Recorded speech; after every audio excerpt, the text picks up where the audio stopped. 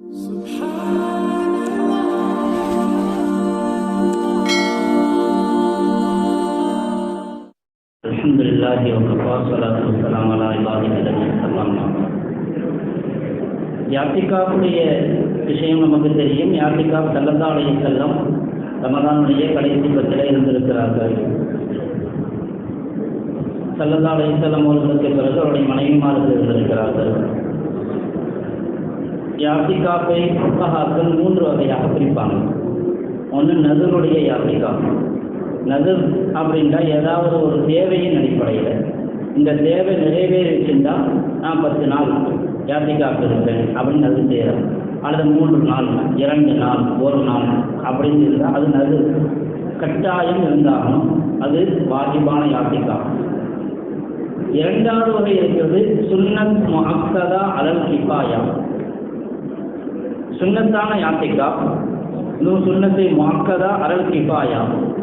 இது ரமதானுடைய கடைசி பகுதியில் இருக்கக்கூடிய யாத்திகாஃப். ரமதானுடைய கடைசி 10 அலல் கிஃபாயா அப்படிங்கிறதுக்கு அர்த்தம் மஹல்லாவில் யாராவது இருந்துட்டாங்கன்னா மொத்த ஜமாத்தார்களிடமிருந்தும் அந்த சுன்னத்தினுடைய பொறுப்பு நீங்கும். இப்போ இது சுன்னத்தான யாத்திகாஃப். இது 10 நாட்கள். 20ஆம் நோன்பு இங்கே திறக்கணும். 21வது இரவுல இருந்து ஆரம்பிக்கணும். மகரிபில் இருந்து பெருநாள் பிறை பார்க்கிற வரையிலும் பள்ளியில் இருக்கணும். இது சுன்னத்தான யாத்திகாஃப். 3வது வகை இருக்கிறது நஃபிலான யாத்திகாஃப். அது நம்ம எப்போ பள்ளிவாசலுக்குள்ள வந்தாலும் நம்ம இந்த சுன்னத்தல் யாத்திகாஃப் மாதம் சுத்தியாதல் இது அப்படின்னு ஏற்றி வச்சு கொண்டு வர்றது. அது ஒரு 10 நிமிஷம் இருந்தாலும் கூட யாத்திகாஃபை நன்மை கிடைக்கும். அரை நாள் இருக்கலாம், 1 நாள் இருக்கலாம், எவ்வளோ வேணாலும் இருக்கலாம். இப்போ நம்ம பிரதானமாக பார்ப்பது சுன்னத்தான யாத்திகாஃப் ரமதானில். இப்போ ரமதானிலே சுன்னத்தான யாத்திகாஃப் இருப்பதற்கான இடம் மஸ்ஜித். குறைந்தபட்சம் 5 நேரம் ஜமாத் தொழுகை நடக்கும் அந்த பள்ளியில். ரொம்ப நல்லது ஜும்மாவுடைய தொழுகையும் அங்கே நடக்கக்கூடியதாக இருக்கும்.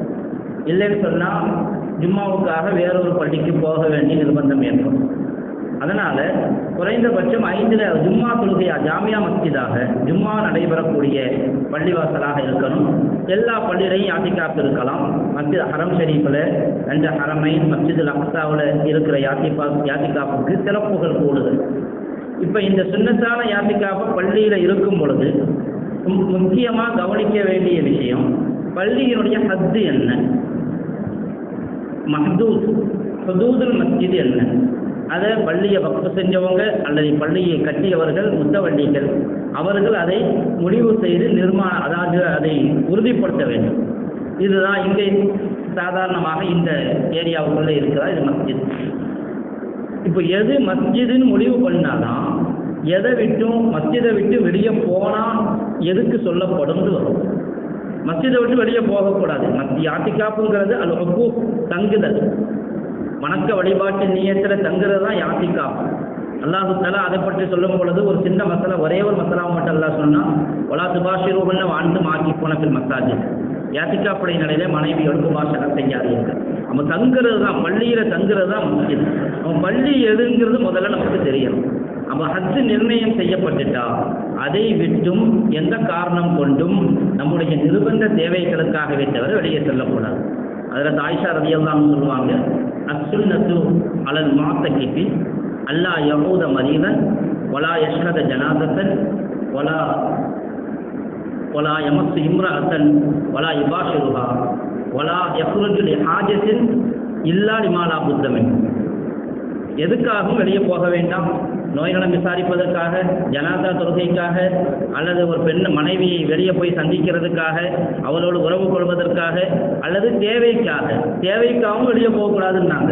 இல்லா டிமாலா புத்த மினுகு, ஆக அத்தியாவசியமான தேவையாக இருந்தாலே தவிர.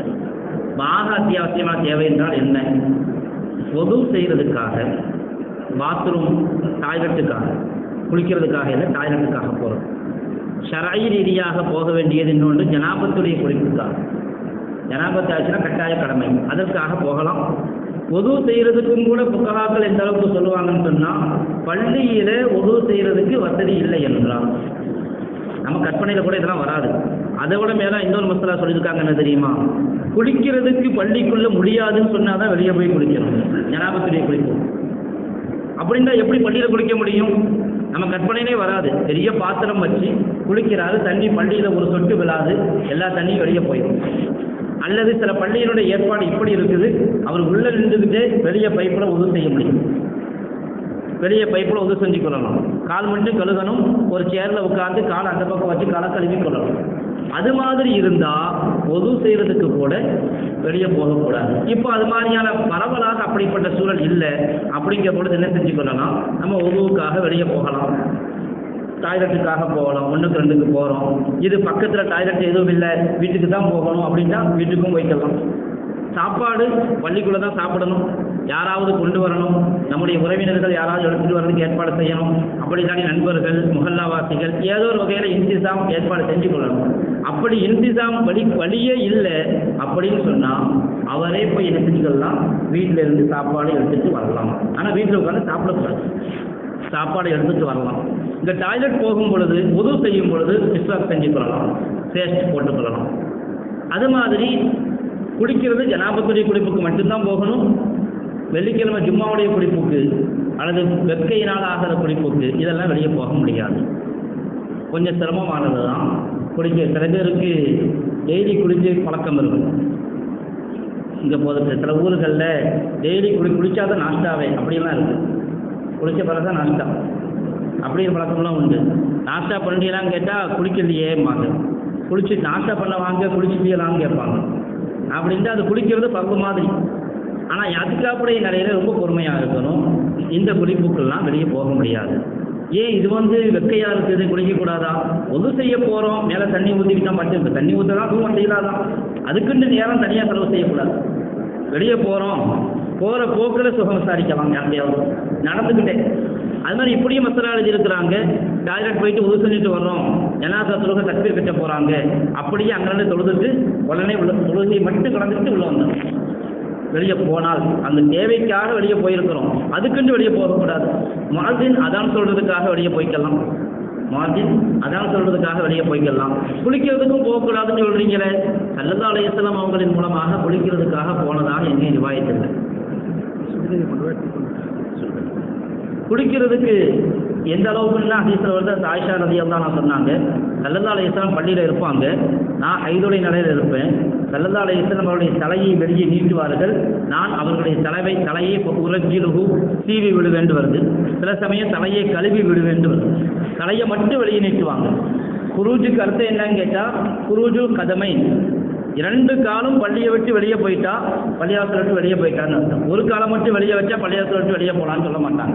தலையை மட்டும் வெளியே நீட்டினாரு, அதனால பிரச்சனை இல்லை. சில தலையை மட்டும் நீட்டி இருக்கிறாங்க. சில பேருக்கு முடி அதிகமாக இருந்தால் என்ன செய்ய முடியாது, தலையை கழுகாமல் இருக்க முடியாது, தலை அரிக்கும். 10 நாளில் ரொம்ப அரிப்பு ஏற்படும், சில சமயம் தாங்க முடியாமல் கூட இருக்கலாம்.